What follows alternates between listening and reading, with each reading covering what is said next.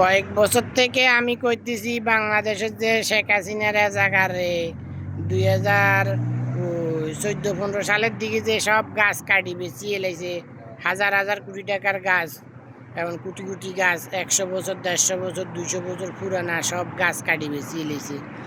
বা এই জন্য বাংলাদেশের ইতিহাস থেকে বাংলাদেশের মধ্যে এখন গরম বেশি পড়তেছে, তুফান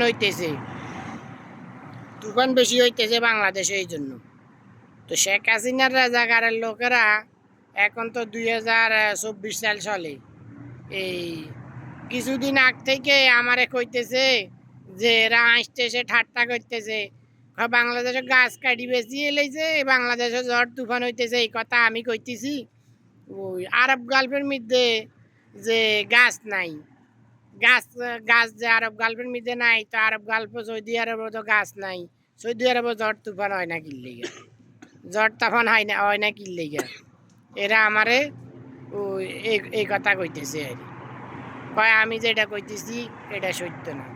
তা আমি কইলাম যে তোরা হইলি মিথ্যাবাদী, শেখ হাসিনা রাজাকার হইল যে গণ্ড মুরুক্ষ, তোরা হইলি গণ্ড মুরুক্ষ।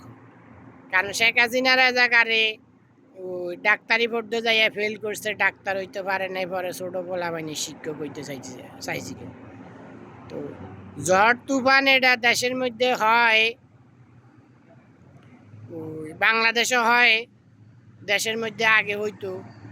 ওই যে এত বেশি গরমও উঠতো না, এত ঝড় তুফানও হইতো না, কারণ গাছ আসিল আগে বেশি। আর তুফানের শক্তি এটা আসে পানির থেকে, তুফানের শক্তি হয় পানির থেকে, পানির থেকে তার শক্তি হয়, তুফানের বেগ শক্তি বাড়ে। বাতাসের শক্তি পানির থেকে হয়। তো আরব গাল্ফের মধ্যে নাই পানি, এই দেশে বাতাসের শক্তি বাড়বো কইতে, এই দেশে বৃষ্টি হয় কম, গরম, এই দেশের হয়েছে গরম আবহাওয়া বেশি গরম। বাংলাদেশের মধ্যে হচ্ছে পানি বেশি, যখন গাছ থাকলে ওই তুফানের শক্তিটা গাছের মধ্যে বাড়ি খায়, তুফানে বাতাসের শক্তিটা কমে যায়। তারপরে গরম যখন রোদ রোদ হয়, সূর্যের তাপটা এটা গাছের মধ্যে থাকে, গাছের জমিনও কম লাগে, মাটিতে কম লাগে, তারপরে গরম কম হয় দেশের মধ্যে। গাছ কাটিয়ে দেওয়ার পরে এখন তুফানের শক্তিও কমে না, গাছও বাড়ি খাইয়া এখন তুফান বাংলাদেশে বেশি হইতেছে। এই জন্য তো রাজাকারের লোকেরা পরে এইখানটায় বাগছে রাজাকারের লোকেরা। আমি কই আমরা হইলাম পৃথিবীর বুকে ফার্স্ট রাজা, এবং আইনের জন্মদাতা, বিজ্ঞানীদের জন্মদাতা। আমি জানি না এমন কোনো কিছু আসেনি।